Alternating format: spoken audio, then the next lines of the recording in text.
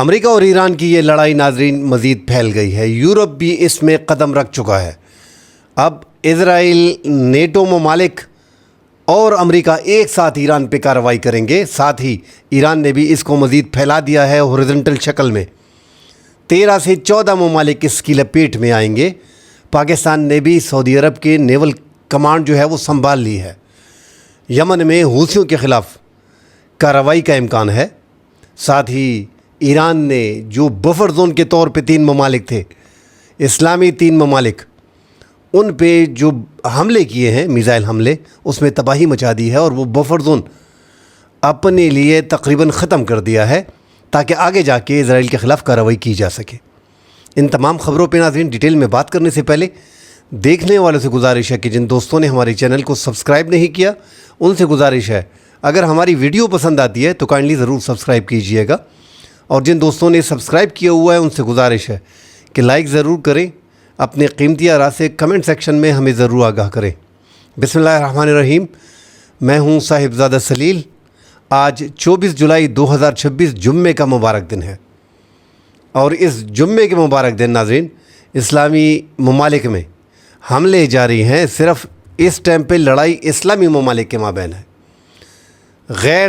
جو غیر مسلم ہے وہ دور سے آ کے مسلم ممالک میں بیٹھ کے مسلم ملک کو نشانہ بناتے ہیں۔ جواب میں مسلم ملک ایران اپنے قریبی پڑوسی برادر ممالک پہ حملے کرتا ہے کیونکہ وہاں پہ انہوں نے پناہ دی ہے۔ آپ ایسا سمجھ سکتے ہیں کہ ایک طور پہ یہ پناہ ہے۔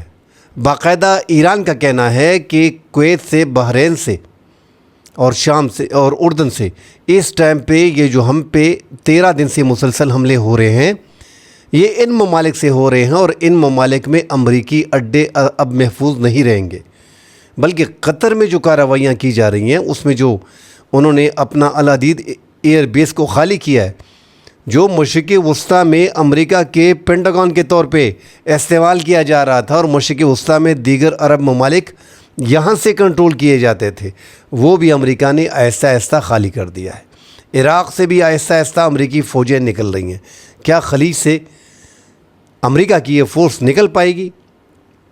شروع میں تو ایسا لگ رہا تھا جو ایران نے حملے کیے تھے، مگر چونکہ عرب ممالک کے زیادہ ڈیپینڈ امریکہ پہ ہے اور امریکہ اربوں ڈالر ان ممالک سے لے کے جاتا ہے، تو بڑا مشکل لگ رہا ہے۔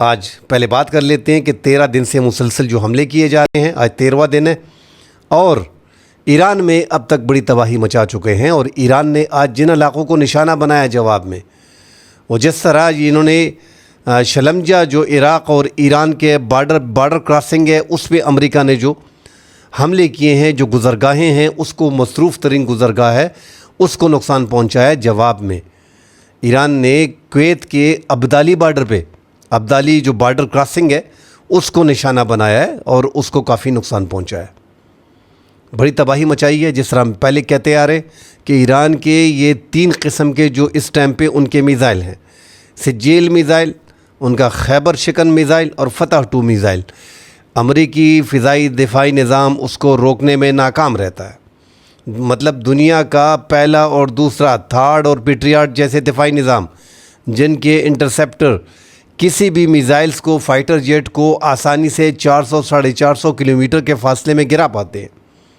وہ سسٹم اب جو ہے ریچ میں آنے کے باوجود اس ہائپرسونک میزائلز کو روکنے میں ناکام رہتا ہے اور ایکوریٹ نشانے بنا لیتا ہے، جس میں روس اور چین اس ٹائم پہ ایران کی مدد کر رہے ہیں۔ اور وہ معلومات جو حساس معلومات ہوتی ہیں ایئر بیسز کی، جو امریکہ کے مشرق وسطیٰ کے ممالک میں ہے، عرب ممالک میں ہے، اور جو سیٹلائٹ سسٹم ایران کا ہے، اور ساتھ جو سیٹلائٹ تصاویر روس شیئر کرتا ہے، اس سے ایران کو بڑی مدد پہنچ رہی ہے اور ایران اس سے ہی نشانہ بنا رہا ہے۔ اور یہ بین الاقوامی خبروں میں بار بار یہ آ چکا ہے کہ روس بڑی حد تک مدد کر رہا ہے۔ اور اگر سامنے دیکھا جائے تو اس ٹائم پہ دنیا کے کچھ ہی ایسے ممالک ہیں جس میں روس اور چین سر فہرست ہے کہ وہ اب تک ایران میں حملوں کی مذمت کر رہے ہیں۔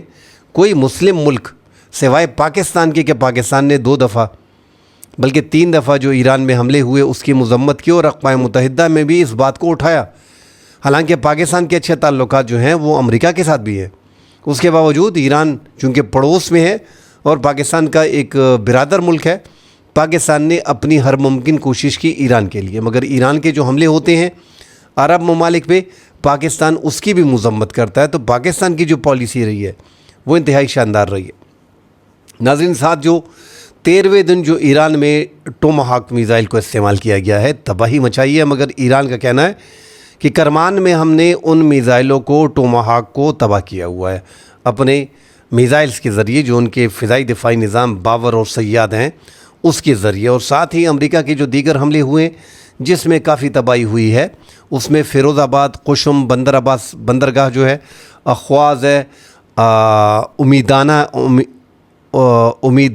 امیدانیہ کے جو علاقے ہیں ان کو، اور سنٹرل ایران میں جو یزد ہے اور حرم آباد ہے ان کو برابر نشانہ بنایا، اور وہاں پہ انفراسٹرکچر کو زیادہ نقصان پہنچایا اور سیول عمارتوں کو بھی نقصان پہنچایا، اور ساتھ ہی جو وہاں پہ بحریہ کے کمانڈ اینڈ کنٹرول سسٹم ہے ان کو بھی نشانہ بنایا۔ کشم میں اسپیشلی جہاں پہ پاسداران انقلاب کی بحریہ جو ہے اس کو زیادہ نقصان پہنچایا، ان کے ہیڈ کوارٹر کو اور کمانڈ اینڈ کنٹرول سسٹم کو تباہ کیا ہوا ہے۔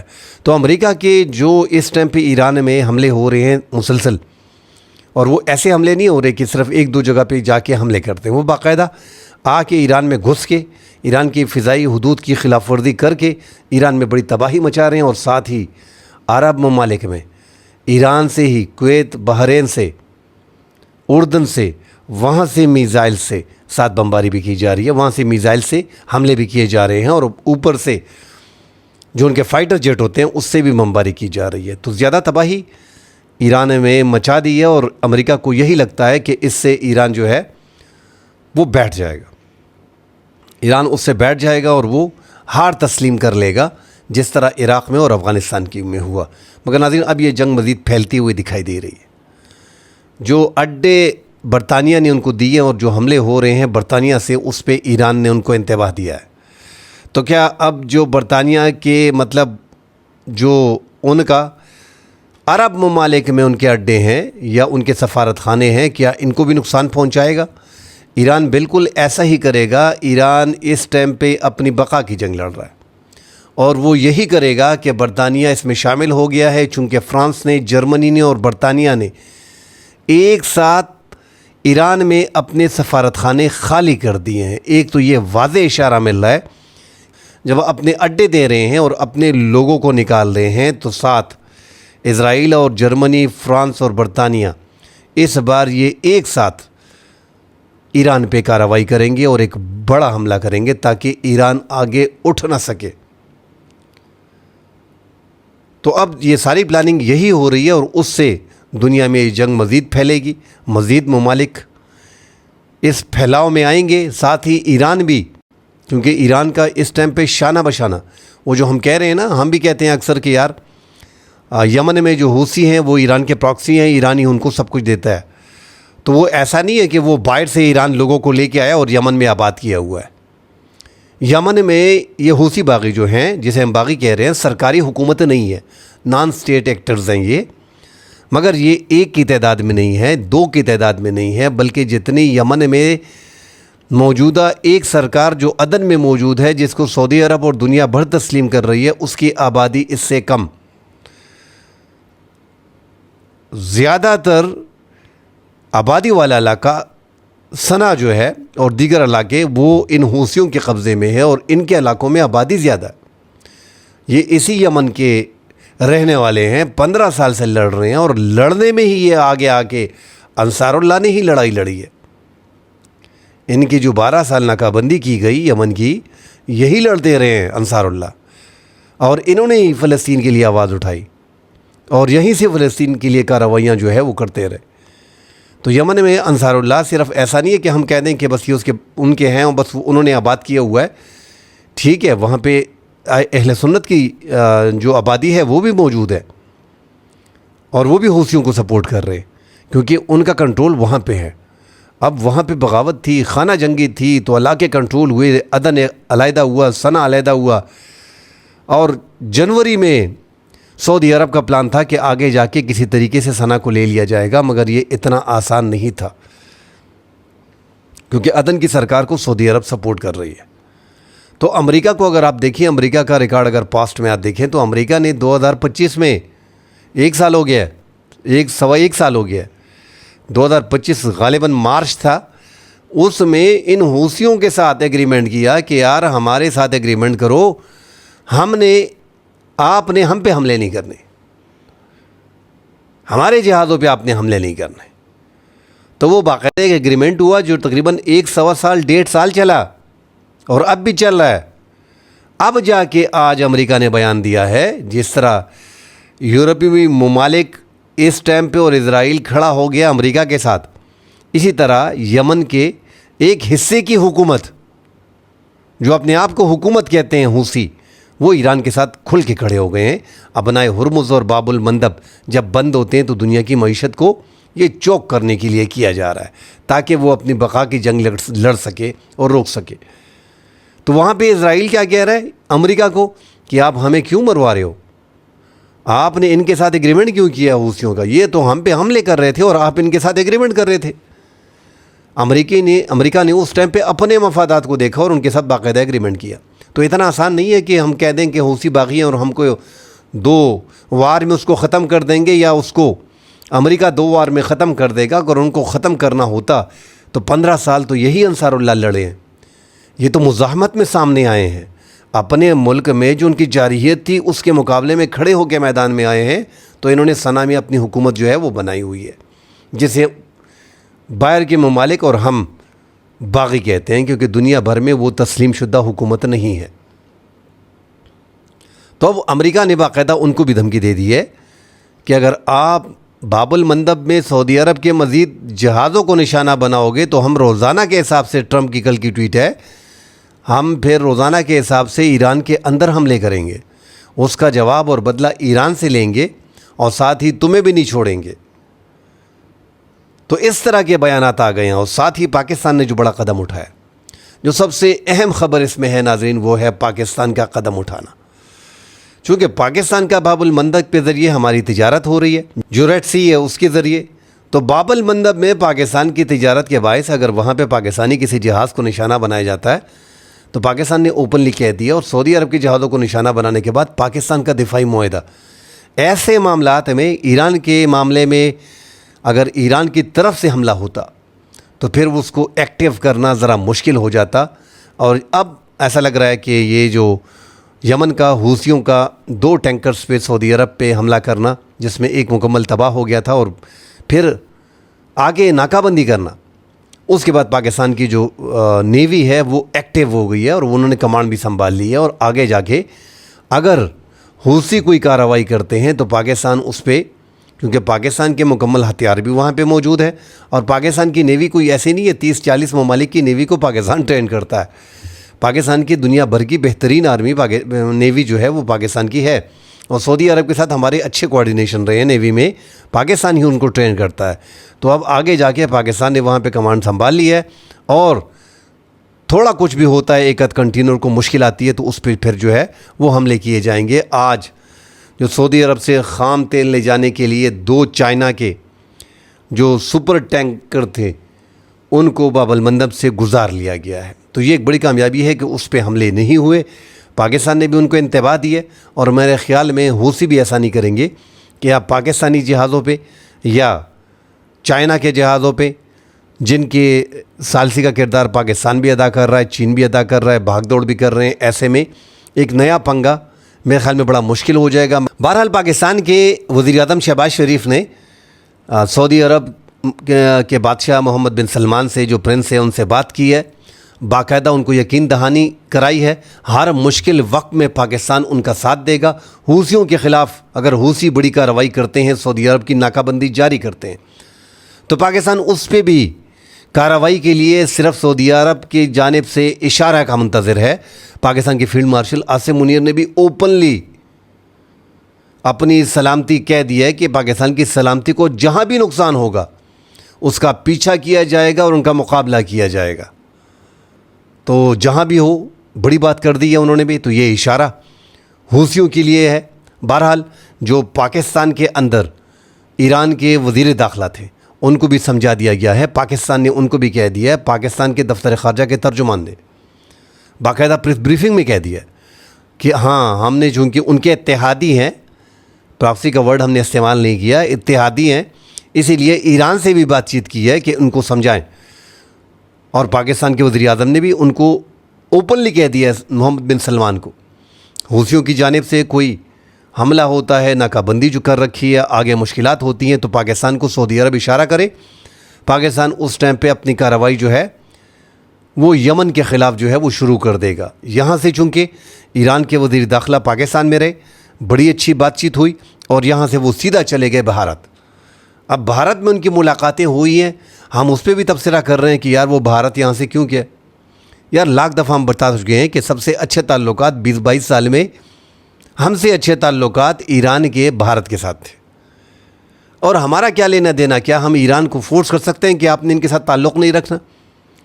جو مشکل وقت میں تیل انڈیا جو ہے وہ ایران سے لے رہا تھا, اور انڈیا 1.5 ارب کی آبادی والا ملک اور چین 1.5 ارب کی آبادی والا ملک, مطلب 5 پاکستان 1 انڈیا, یہ ملکوں کی بات کر رہا ہوں, رقبے کی اور لوگوں کی جو وہاں پہ آباد ہیں, لوگوں کی بات کر رہا ہوں.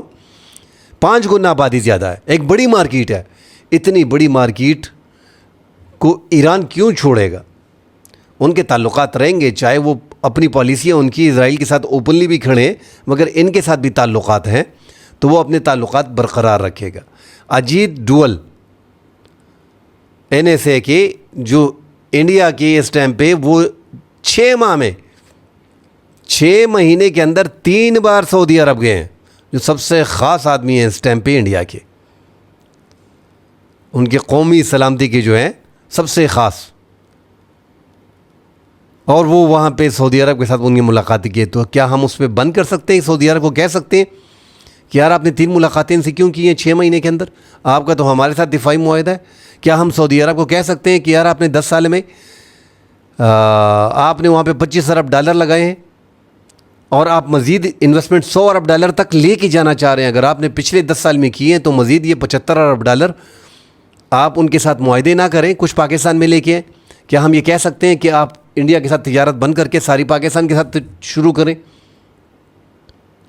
ایسا نہیں ہوتا ملکوں کے مابین میں. ہر ملک کے اپنے تعلقات ہوتے ہیں, اس تعلقات کی بنا پہ آگے جایا جاتا ہے. ایران کے اور انڈیا کے اچھے تعلقات ہیں, وہ ان تعلقات کو جیسے استعمال کریں وہ ان کی مرضی ہے. پاکستان نے صرف اپنے مفاد کو دیکھنا ہے یہاں پہ, کہ پاکستان کے مفاد کو جو ہے وہ خطرہ نہ ہو. ہمارا سب سے اولین جو اس ٹائم پہ کام ہے اپنے دفاع کو دیکھنا, اپنی سلامتی کو جو ہے وہ دیکھنا ہے. نفسیاتی جنگ بھی جو امریکہ نے چھیڑی اس میں بھی وہ ناکام رہا. مذاکرات کے لیے بھی بار بار جو ہم کہہ رہے ہیں کہ بھیک مانگ رہا ہے, اس میں بھی ان کو ناکامی ملی ہے. جو قطر کے ساتھ مذاکرات کے لیے 10 دن کی جنگ بندی, پاکستان کو بھی انوالو کیا اور قطر کے ذریعے وہ دوبارہ ایران نے مسترد کر دیا ہے. تو مذاکرات کے لیے بھی وہی بھیک مانگ رہا ہے, وہی بار بار مذاکرات کے لیے بٹھانا چاہ رہا ہے. اور ٹرمپ اوپنلی کہہ رہا ہے کہ ایران مذاکرات کے لیے بیٹھ نہیں رہا, معاہدہ کرنا نہیں چاہ رہا. ہم روزانہ ہر رات کو ان پہ حملے کریں گے جب تک ان کو ہوش نہیں آئے گا, ورنہ وہ ہمارے ساتھ مذاکرات کے لیے بیٹھے. یار ایران کمزور ہے, مار کھا رہا ہے, پھر معاہدہ کیوں نہیں کر رہا؟ ان دوستوں کے لیے جو کہہ رہے ہیں کہ عرب کو کیوں ٹارگٹ کیا جا رہا ہے, یار عرب پہ تو ہم بھی خفا ہیں, بڑے دکھ ہے ہمیں. ہمارے بچے وہاں پہ ہیں, ہمارے لوگ جو ہیں 21-22 لاکھ ایک ملک میں ہے, 60 لاکھ کی آبادی 70 لاکھ کی آبادی ہماری. جو ریمیٹنسز آ رہے ہیں وہ سعودی عرب سے, متحدہ عرب امارات سے, قطر سے آ رہے ہیں, بحرین سے آ رہے ہیں, کویت سے آ رہے ہیں. ہم یہی چاہ رہے ہیں کہ ہمارے یہ بچے جو پاکستان کے زر مبادلہ میں اپنا حصہ ڈالتے ہیں, جو ترسیلات زر آ رہے ہیں, اس سے ہمارا ملک چل رہا ہے. ہم بھی نہیں چاہ رہے کہ ایران ان پہ حملے کرے. مگر کیا ہم انہیں کہہ سکتے ہیں کہ یار آپ یہ امریکہ کے اڈے ختم کریں؟ کیا ہم ان کو کہہ سکتے ہیں کہ یار آپ کویت وہاں پہ روزانہ حملے کر رہے ہیں, بحرین سے روزانہ اور اردن سے روزانہ جو ہیں وہاں پہ میزائل مارے جا رہے ہیں ایران پہ, اس کو بند کریں؟ کیا ہم کہہ سکتے ہیں؟ اور کیا وہ ہماری بات قبول کر لے گا؟ کیا ہم کہہ سکتے ہیں؟ دوسرا جو کہا جا رہا ہے کہ مسلم ممالک پہ, دیکھیں اب تو الجزیرہ نے بھی اوپن لکھا ہے, جو میں 3 دن سے بات کر رہا ہوں اس کی الجزیرہ جو ہے وہ آج اس کو رپورٹ کر رہا ہے, باقاعدہ کوٹ کر رہا ہے کہ ان 3 ممالک میں جو بفر زون اسرائیل کے لیے تھا، اسرائیل پہ جو حملے ہوتے تھے ایران کی طرف سے، ان کو روکنا اردن کا کام تھا.